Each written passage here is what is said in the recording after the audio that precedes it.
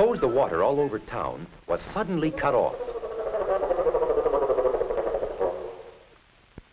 It would certainly be mighty uncomfortable for many of us.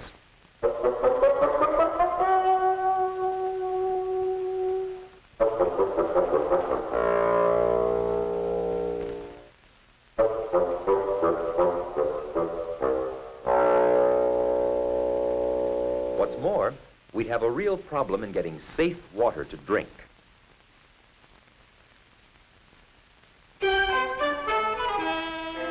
But except in emergencies, we do have water to drink and to use as we need.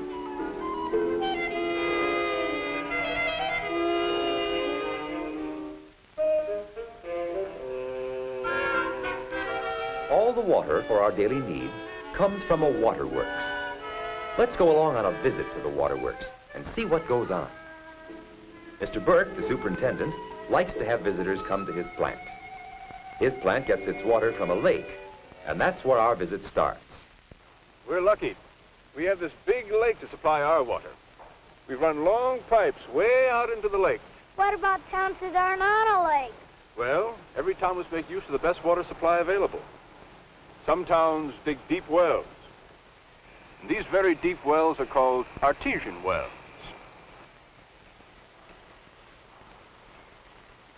Some towns get their water from rivers. And other towns dam up streams to collect water. This is called a reservoir. Sometimes the reservoirs are many miles from the town. And big pipes called aqueducts carry the water to the town. No matter how a town gets its water supply, the water has to go through the waterworks before it's fit to drink. Is all that water in the building? No, you're standing over a lot of it. It's in tanks underground. 6 million gallons of it. You want to see it? Yeah. Well, come on, let's go. Many waterworks have their tanks above ground, but this plant has found it more convenient to store the water underground. All right, here we are. Now, let's wait till I open this up for you. There we are. There are different kinds of storage tanks here. To learn more about them, let's go inside to the laboratory, which is one of the most important parts of the waterworks. Here's a picture chart of what we do here. First, we bring the lake water into the waterworks. And here in the waterworks, we make the water fit to drink. Then, we pump the safe water out into the city. Why can't we drink the water from the lake? Well, lake water is full of germs and dirt that might make you sick. Now, this is water taken right from the lake. And this is water that we've treated. You see the difference? Jim, this is Mr. Franklin from our laboratory. He tests the water every few hours to see if there's any germs or impurities. Jim, would you tell him something about your work? Surely. Every day we take samples of the raw water and the drinking water and add it to these tubes, which contain a broth the germs live on. If there are any germs in the water, this broth becomes cloudy. Here are samples of water I tested yesterday. As you can see, the lake water is very cloudy, but the drinking water is perfectly clear. Thank you, Jim. We keep taking samples of water every 2 hours to make sure that it's safe. In the waterworks, we do 3 kinds of things. First, we add different kinds of chemicals and mix them up in the water to kill the germs and help take out the dirt. And second, we let some of the dirt settle down to the bottom. And third, we take out any dirt that's left by running the water through a filter. What's a filter? But I'll show you one in a little while. But first, come along with me, and we'll take this picture with us. Let's go see what's happening out in the plant. The first thing the plant does to the raw water, as the water is called before it has been treated, is to add chemicals in exactly the right amounts by these automatic machines, which are called chemical feeders. This white powder is alum. It helps settle out dirt and other materials that may be floating in the water. See how the machine sifts the powder into the water. Jeff wants to know if chemicals don't make the water taste funny, but Mr. Burke shows them this machine that puts in activated charcoal, a chemical that actually makes the water taste better.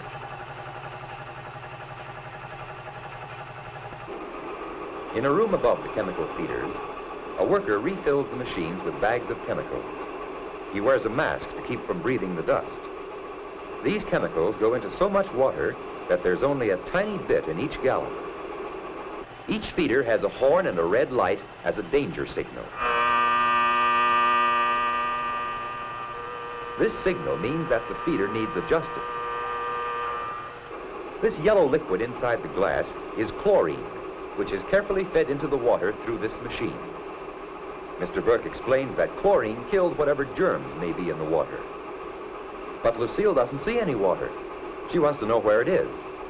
Mr. Burke explains the building is standing over big water tanks, right under the floor. Big paddle wheels keep turning in some of the tanks, called mixing tanks. They stir the chemicals into the water. After the chemicals have been stirred up in the mixing tanks, the water goes to other tanks called settling tanks. There the alum has a chance to settle out some of the dirt. Then the water goes to the filtering tanks, and that's one of the most interesting sights in the Waterworks.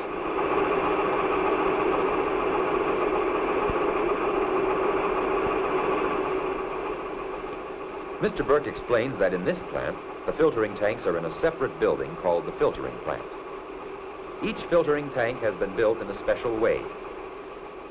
If you could see underneath the water, you'd find layers of sand and gravel.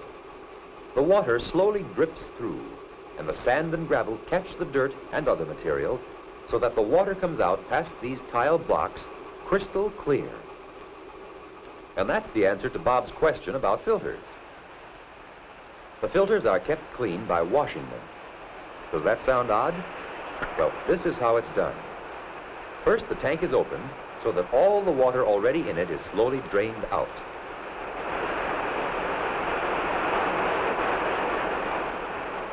Then clean water is forced up through the bottom of the filter.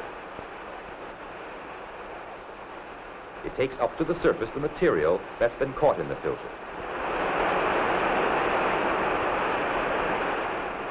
This is washed back into the lake where it came from. This is the way the filters are made clean to use again. This cleaning is called a backwash. Can you tell why?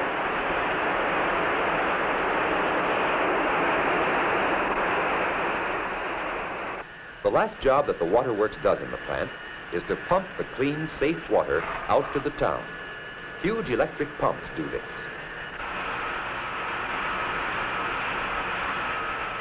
Workers in the plant have many gauges to let them know just how much water is going out.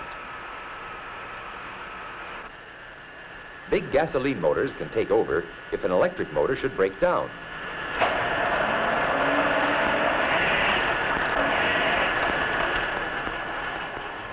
As the water is pumped out to the town, some of it goes to a high tower for storage.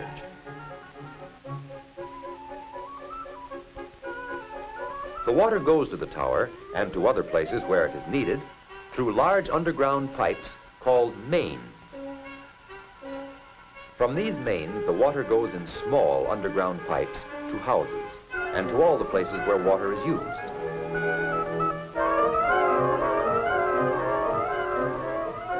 Some of it will be used by the fire department and goes to fire hydrants all through the town. Many businesses have a special need for water and couldn't do their work without it. How does this business use water?